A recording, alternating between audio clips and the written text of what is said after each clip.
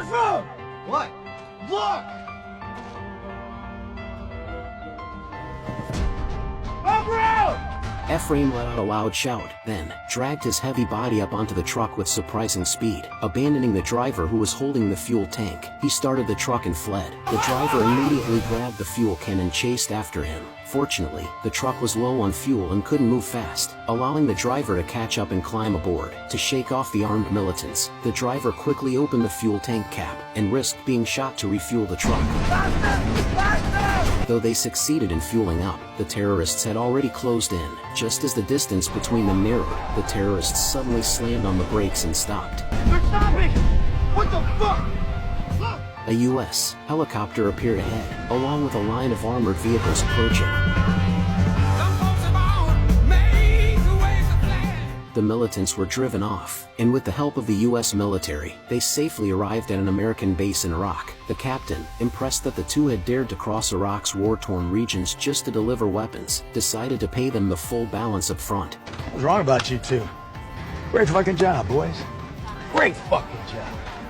Later, the two went to the warehouse to collect their payment. Staring at the mountains of cash, they were stunned. After receiving the payment, they were escorted back to the U.S. on a military aircraft. This single deal made them incredibly wealthy. They moved into a luxury apartment, bought sports cars, and expanded their business. As their operations grew, David one day received an earth-shattering offer. With the U.S. preparing for war in Afghanistan, they urgently needed to purchase 100 million rounds of AK-47 ammunition, 360,000 sniper rifles, and 1.08 million grenades. The total contract was worth $300 million.